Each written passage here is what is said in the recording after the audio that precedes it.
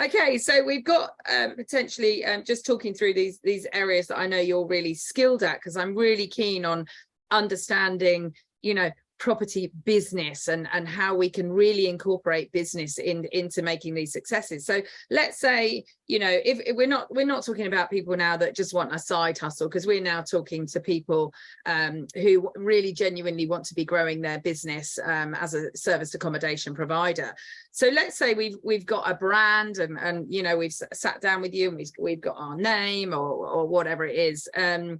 Where do you feel marketing goes, and how quickly, I think this is a really key one for me, how quickly do you feel we should go from, you know, most of us start with Booking.com, Airbnb, and then you know, I've done all the basics, you know, walking around the sites, you know, trying to look, you know, put a bit of lippy on because clearly I'm the only woman on the site, you know, through to, you know, taking photos of vans in the hotel last thing at night, looking like some dodgy person, you know, getting in and out of your car, through to kind of social media. So do you feel that there's a progression, or do you think you should just be like hard in right from the start?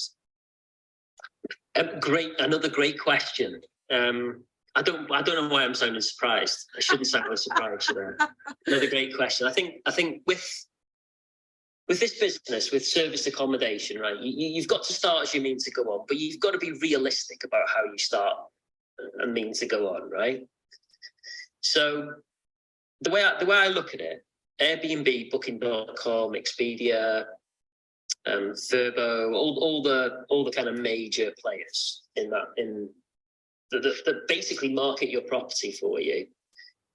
You should always use them as much as you possibly can to, and I call it they will give you the foot in the door. Okay.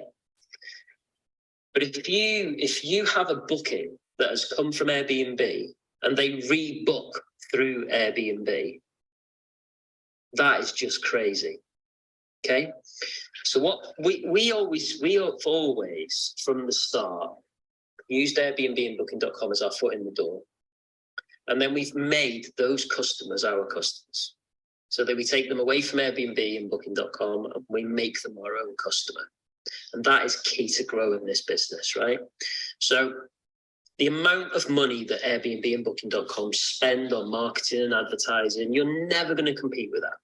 Okay, you're never going to compete with it from a SEO perspective, from a Facebook marketing, from all that sort of stuff. You're never going to compete with it. And we've tried this, by the way. So we've put a lot of money into trying to compete with them, and the amount you spend on the marketing ends up being counterproductive. Ends up being more than what you'd spend on their fee. Okay.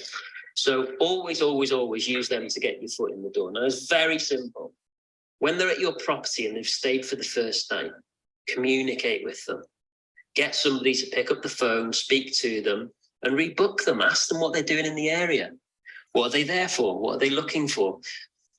Create a CRM, get their details in the background, and use that to then promote your own services to them direct in the future for a discount. So that's the first thing with marketing. Use the OTAs, or online travel agents, for people who don't know what that means, to get your foot in the door, then turn their customer into your customer. That's the simplest of ways of doing it. And there's all sorts of different things you can do around marketing, making sure you've got a nice website that's easy to book, the click of a button, so there's no kind of you don't lose people through that. And the reason why, likes of Booking.com and Airbnb do so well is because their platforms are so simple to use. You type in a name, you type in where you want to go, within seconds you've got a load of properties, and it's easy, click, click, click, done.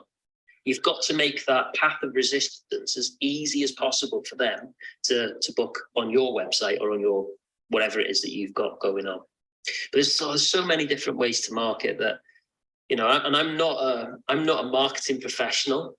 It's one of the things that I am looking to develop myself on at the moment, marketing. Brand, setting up the brand and all that sort of things. I think we've got down to we do really well at. But then the other side of it, I think there's an art to marketing, which I haven't conquered yet, but I will do at some point in time. Fantastic. And I hope that answers the question. I went on a bit there, didn't Yeah, I? no, I like that. And I think it is, you know, key to not forget, you know, inherently what you're doing is to try and get bums on beds.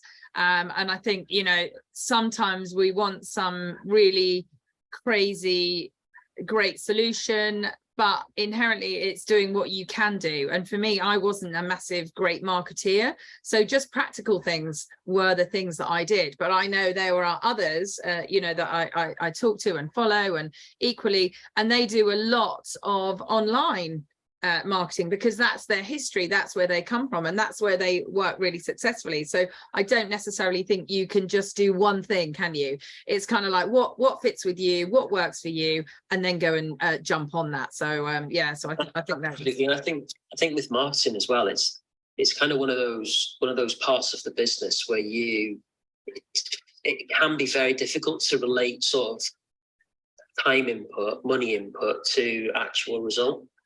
It's one of, I mean, most parts of the business you can relate a very easy KPI to X, Y, and Z, and it gives you an answer. Whereas marketing can be a little bit more of an unknown phenomenon. You know, sometimes it does really well. You do the same thing again the next month, and it doesn't do anything.